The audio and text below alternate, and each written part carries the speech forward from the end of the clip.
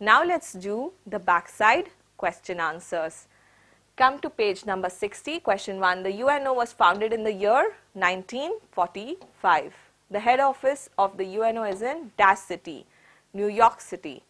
The affiliated body of the UNO which appears like a cabinet committee is the General Assembly. The term of office of international judges is dash years, 9 years. The International Court of Justice is in dash, Hague of Netherlands. The present Secretary General of the UNO is Antonio Guterres of Portugal. The World Health Organization was founded in the year 1948. The SARC was founded in the year 1985. Now we'll answer the following in detail. Name the people who worked to establish the UNO. Leaders like Winston Churchill of England, Joseph Stalin of Russia, and Franklin Roosevelt are responsible for the formation of the UNO. What are the affiliated bodies of institutions of the United Nations organization? 1. There are 6, all are very important, you should know all of them. The General Assembly, the UNO Security Council, Economic and Social Council, Trusteeship Council, International Court of Justice and the Secretariat. Which are the permanent members of the UNO Security Council? There are 5, USA, Britain, France, Russia and China. Name working aims of the World Health Organization. 1. To eradicate epidemics like cholera, plague, malaria, smallpox, etc.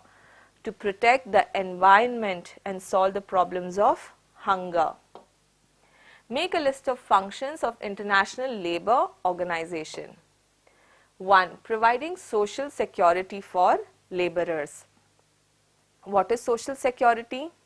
Social security could be benefits like pension, medical insurance and so on. Protecting them from health hazards, improving their standard of living, providing maternity benefits for women, providing minimum wages and housing facilities for the labourers. Expand SARC, South Asian Association for Regional Cooperation. In detail answers, list out the aims of UNO. Asked many times in the exam, you should learn them all. 1. To maintain international peace and security. 2. To develop friendly relations amongst the nations. 3. To establish faith in fundamental human rights. 4. To achieve international cooperation in solving international problems of economic, social, cultural or humanitarian character.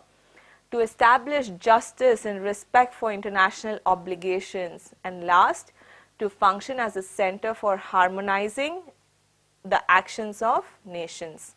Students, if I was in your place, I know it's really tough, it's such a long answer, there are so many aims and there are so many organizations. We need to know the aim of World Health Organization, World Trade Organization, UNESCO, so many. How to remember? It's so tough. Think of it like a story. Okay, I'll teach you how to think of it like a story. So first, it maintains international peace.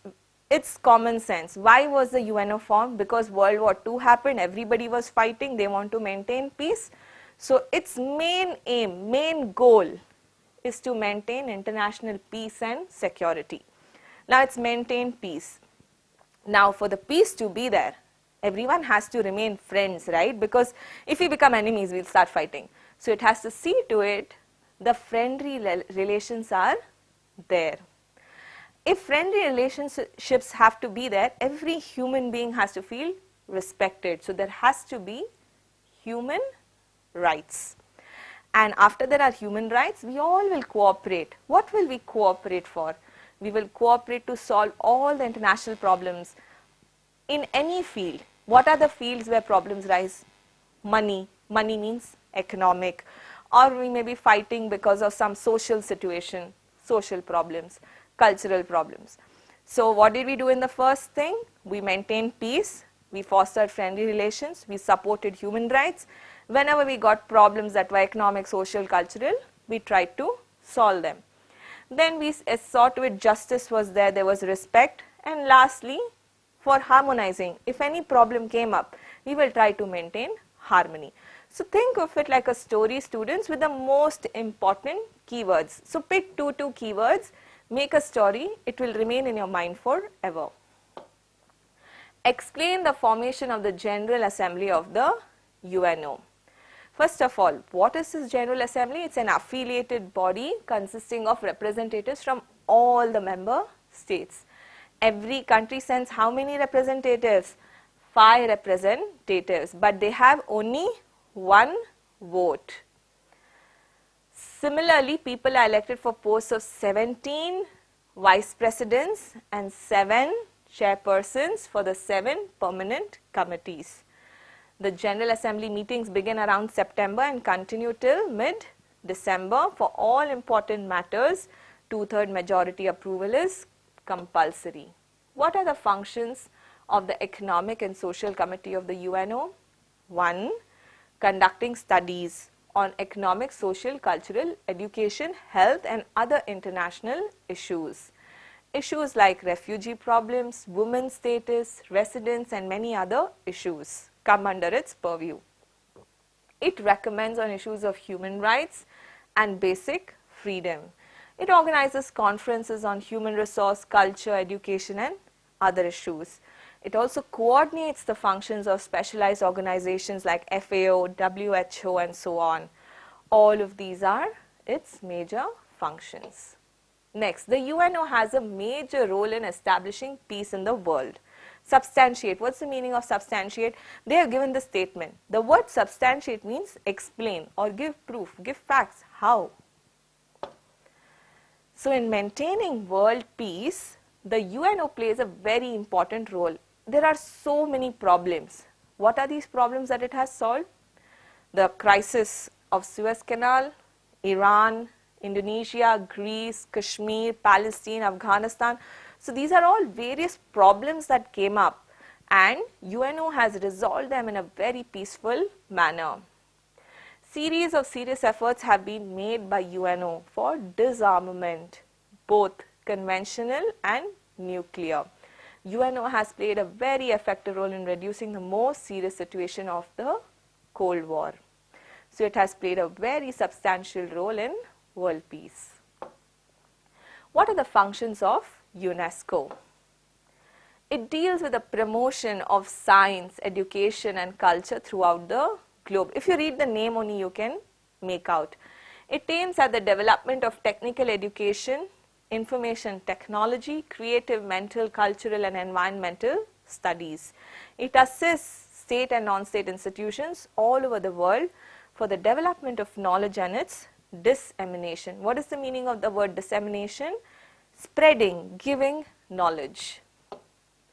Explain the role of IMF in solving the economic problems of the world. IMF is a global financial institution. Its main aim is only to solve international economic problems. It strives to promote world trade, economic stability and sound balance of payment situations. It strives to harmonize economic relations of advanced and poor countries. It solves a lot of economic problems of the world. Prepare a list of aims of the Commonwealth. It upholds democracy and liberties. It assists to eradicate poverty among the member countries. Promotion of world peace, sports, science and cultural ties. And lastly, it helps to promote friendly ties among the member countries. Explain the European Union. It is an organization of 27 European countries. It was founded in 1992 by the Agreement of Maastricht. It provides for a common market, common currency and common agricultural and trade policy. The subdivisions of the organization are the Committee, the Commission, European Parliament and European Court of Justice. As the founders asserted, this strives for international peace and democracy in the world. Students, this brings us to the end of the chapter, International Institutions. It is a very, very long chapter. You all can break it down into smaller parts. One day you can learn aims of UNO. One day you can learn the bodies of UNO, and then you can focus on regional cooperation. This way you will be able to learn it and practice it really well. Spend a lot of time writing, students. Writing practice is very, very important. Okay, see you all until then.